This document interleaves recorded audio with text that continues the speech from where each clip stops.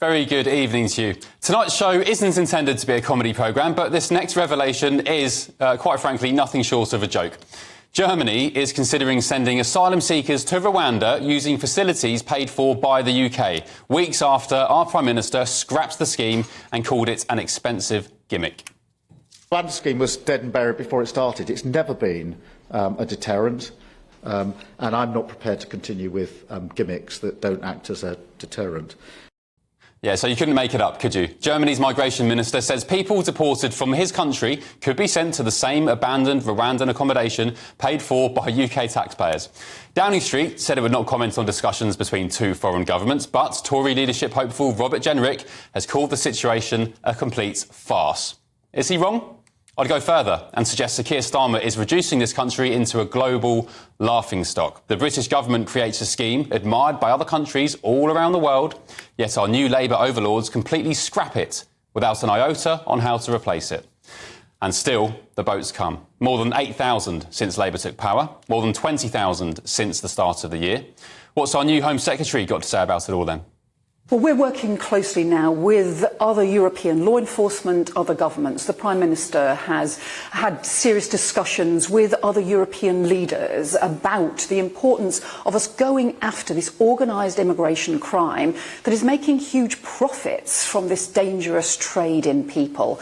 And that's why we're focusing now on going after the gangs, expanding the work with Europol and with other European law enforcement organisations. That's where we think we can make significant progress. With respect to the Home Secretary, that clip is a prime example of how to talk a lot without saying anything. I still don't know what smash the gangs means, and yet the small boats still come. Thousands upon thousands of undocumented, unidentified people being trafficked into our country isn't just a matter of national security, it's a perpetual cycle of death. Just this week, 12 people, women and children included, died trying to make their way across the Channel. Tonight, Boris Johnson laid the blame for those deaths at the door of the Prime Minister. With 12 more people dying in the Channel this week, including 6 children and 1 pregnant mother, and with the Germans themselves now expressing an interest in the Rwanda policy, it's time for Keir Starmer and Yvette Cooper to admit that if you scrap a policy designed to save lives and you put nothing in its place, then you will be to blame for the drowning of kids at sea. Boris wrote in his Daily Mail column, "I want you to think of the last few moments of those poor children. Imagine their utter terror, their screams for their mothers, their struggles, perhaps against bigger and stronger adults to find some piece of the wreck to cling to. Think of those drowning kids and all the 12 passengers who died, and ask yourself, who was ultimately responsible for their deaths? Yes, of course, I blame the gangs," Boris said. "I blame the authorities for letting them set off from that beach. And you know what? I'm afraid I now blame the UK government. Yes, I blame Keir Starmer. I blame Yvette Cooper, the Home Secretary. I blame them because they've casually and irresponsibly cancelled the one plan that had a chance of stopping the gangs." So here we are again, another night talking about the casual surge of the world's needy in a country that already has its own problems. More buzzwords, more bluster, more promises, more summits and more meetings. And yet, the boats still come. But let's get the thoughts of my panel. John Sargent, the former BBC and ITV chief political correspondent, political commentator Alex Armstrong, and the former Labour Party activist Susie Stride. Welcome back, panel. John Sargent, what do you make of Boris Johnson's intervention tonight, directly laying the blame of those deaths at the government's door? Well, of course, it's very convenient for him. The assumption is, and you've made the assumption almost throughout, that Rwanda would have worked.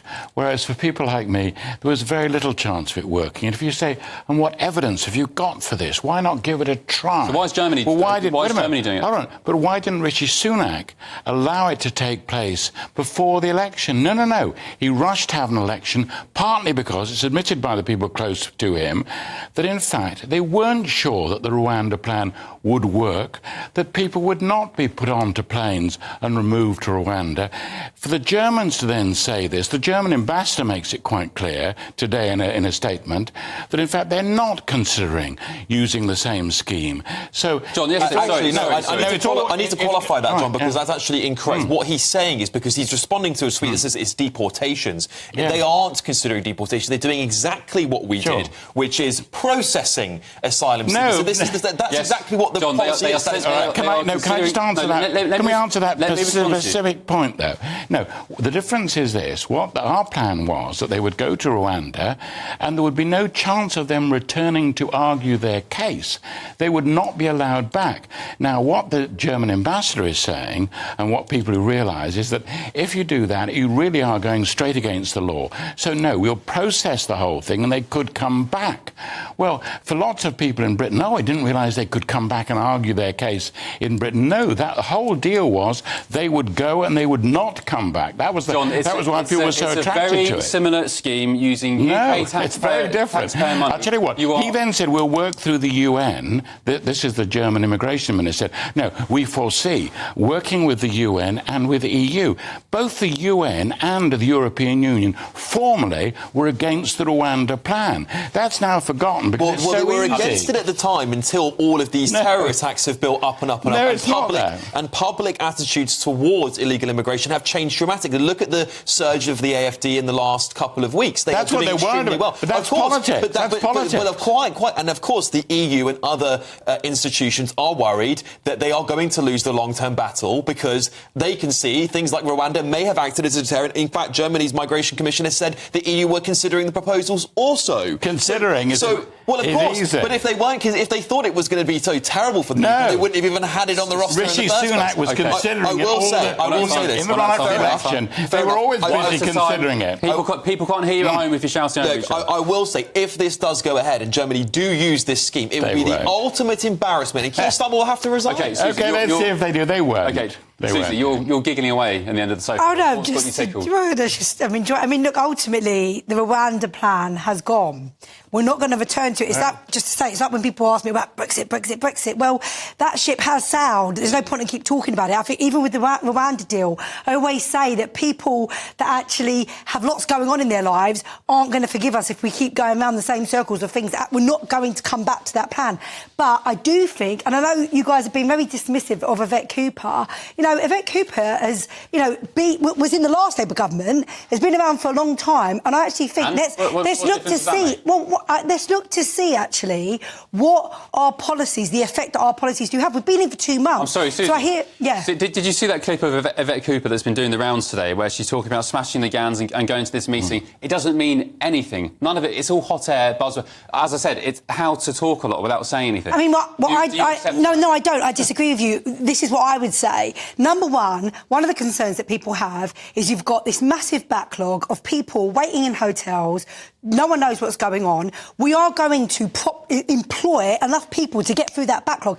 And I'm telling you now, people are going to care about that. People are going to care that we're not wasting lots of money of people sitting in hotels. Okay. And that's important. Susie, you're right. People do want the hotel situation to end. They want it to end yesterday, I believe.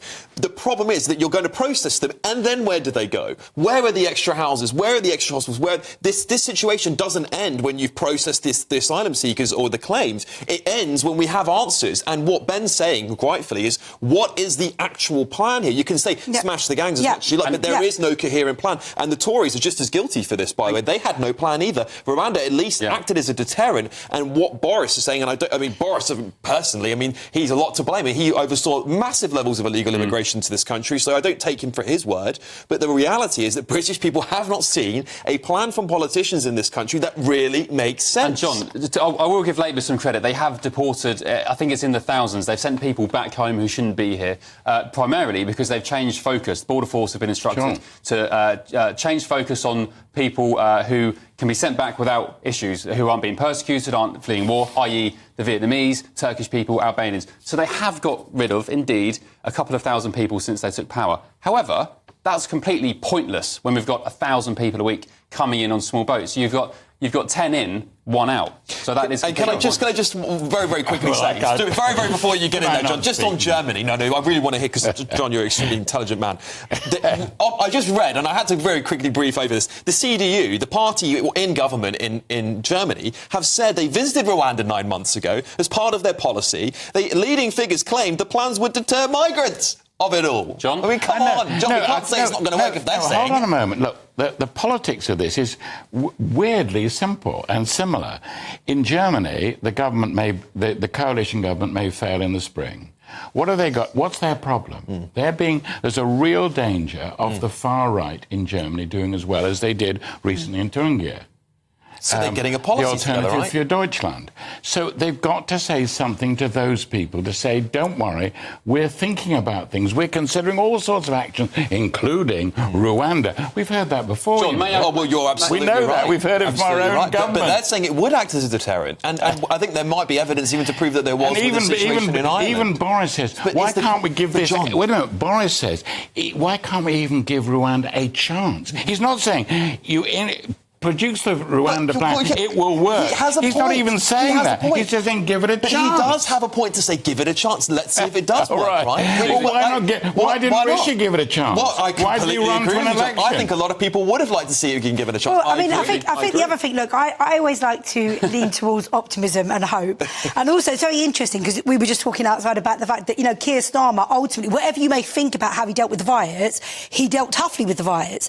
And it'd be very interesting to see how this former prosecutor deals with these gangs. And if he can deal with them... He's going to use legal levers, and the problem is you cannot solve illegal immigration with lawyers. It needs deterrence. Well, let's see. We've had 14 years of the Tories who haven't done a good job on it. Agreed. Let's see. Agreed. Let's come back to this in, a few months' time. I think you've got to give them a few months. Susie, let me give you my... I would have given the Rwanda scheme a few months, just for the record. The problem is it's gone. Get in the water. Let me tell you how smashing the gangs is going to go. It's going to go the exact same way as the so-called war on drugs, a perpetual, endless cycle of chasing drug dealers around the world, millions, tens of millions of dollars spent trying to smash the gangs, people dying. Once a gang is snuffed out, another one's going to pop up. It's a multi-billion-pound So we give up then, do we, Ben? Yours a counsel of despair that you, in fact, can't do anything. Wait a moment. No, what you can do is you can do it... the only thing we can do is to make sure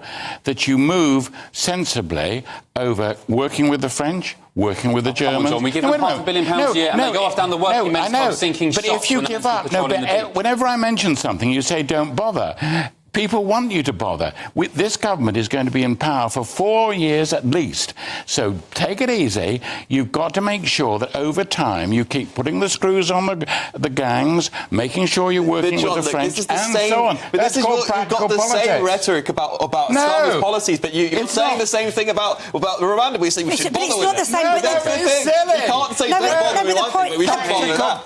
It's not the same. He's been in for 2 months. You can't make that judgment. Any criticism that you guys have is a criticism of the Conservative Party. Party. Has to have a plan. Where is the plan? Don't say give up. Listen, the viewers at home can't hear when everyone's shouting at each other. Sorry, we're just very interested in, and we know that the public love hearing some solutions to this, which is what I want to hear from our politicians. Indeed. OK, great stuff. John, Alex, Susie, thank you very much. We'll be back in just a sec.